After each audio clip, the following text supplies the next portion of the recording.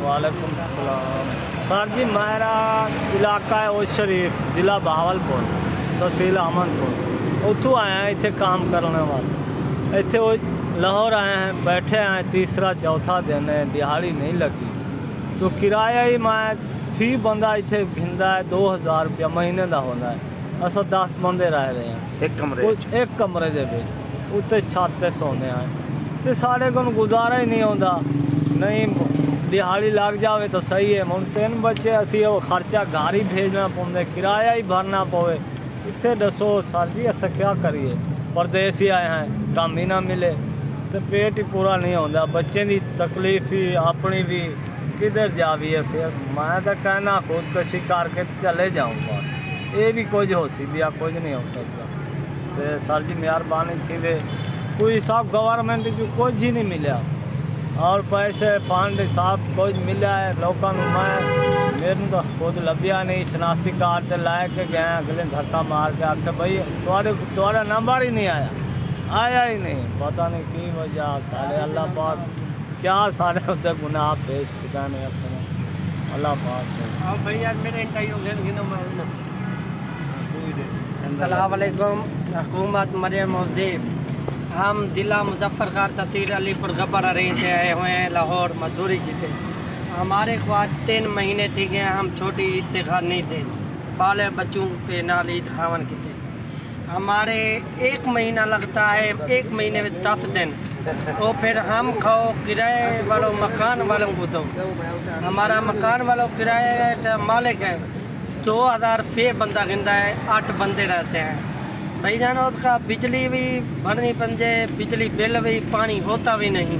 उस मकान इतनी कचरा है बिया क्या, पुलिस को छापे लग दिया है। हम मजदूर लोग हैं, कितनी जारी लगती है कितनी नहीं लगती। आज 5वां दिन है जारी लगती नहीं, फिर हम अड्डे से भूखे बैठे हुए हैं। हुकूमत की तरह से हमारे को कोई फंड भी नहीं मिलता, एक कैसी हुकूमत है। बिलावा रखा मैं उसा मजदूर कार्ड कटे था, मजदूर कार्ड नहीं मिलता। मरियम नवाज है वो अपने हुकूमत फंड खावन की चैन, कई गरीब ने बारे नहीं सोचा।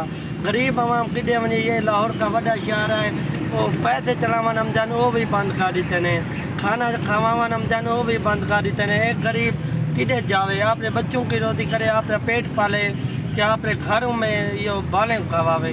बराए मेहरबानी जनाब अली हमारे तरफों कोशिश कीजिए, हर भाई को अल्लाह ताला देवे, असा को भी अल्लाह ताला काम भी दे देवे। असा हुकूमत को ना मंगतू, अल्लाह ताला को मंगतू, जो पैदा किते वक्त का टुको देवे, अच्छा टुको देवे, अच्छा खावा देवे, उन्हें को शुक्र करतू। शुक्रिया जनाब। सलाम वालेकुम जी। भाई सीधी गल है कि भी सानू तो पहली वक्त पाई खड़े ने, बत्ती का बिल ही नहीं तारा पे जाता, 2-2 महीना बिल रह जाता है, फिर 3 महीना बाद तारी का फड़ मंग के बिल तारी देने, घर की रोटी नहीं पूरी होंगी। एक बंदा 4 बच्चे खाण वाले ने, पूरी नहीं पैदी, मर गया थां ते।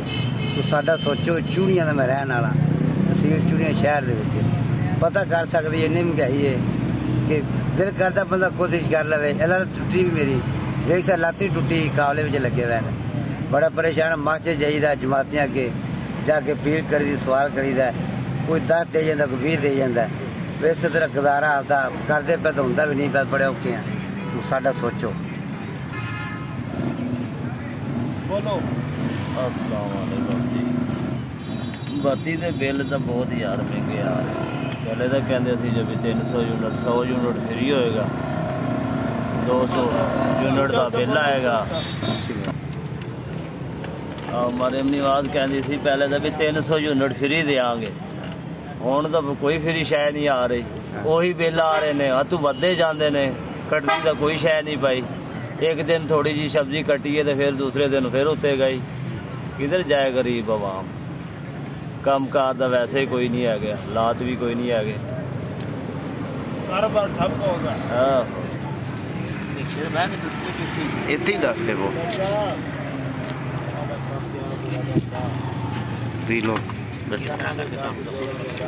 हाँ जी। आवाम आती है ना, जो मरियम नवाज का 300 यूनिट फ्री देता वो नहीं देनी। ये आवाम है ना, चलान काट जाना, सीमेंट मांग दिया देते, ये सही मांगे, लेकिन मजदूरें की जारी नहीं बनी, तो टुक्कर भी बात गया, महंगाई रोज से पहुंच गई क्या किले हुकूमत गरीब आवाम के बारे सोचो। बेनजीर चलती है, गरीब को नहीं मिलती, अमीर को मिलती है। नौकरियां अमीर को मिलती हैं, गरीब को नहीं मिलती हैं। गरीब पढ़े लिखे थी के मेहनत करते खाते हैं, बहुत जॉब भी नहीं मिलती है, शोधे परेशान है बेचारे। उसके बारे हुकूमत नहीं सुनती। बड़ा मेहरबानी, शुक्रिया। नसीब बना के एक कूलर दे चुके हाँ जी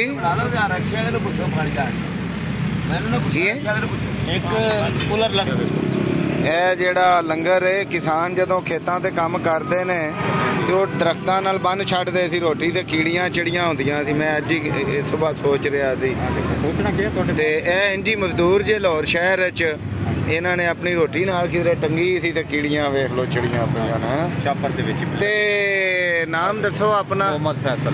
ਫੈਸਲ ਜੀ ਦੱਸੋ, ਆ ਤੁਹਾਡੇ ਹੱਥ ਤਾਂ ਲੱਗਦੇ ਨੇ, ਮਿਹਨਤ ਮਜ਼ਦੂਰੀ ਕਰ ਰਹੇ ਜੇ? ਮਜ਼ਦੂਰ ਜੀ।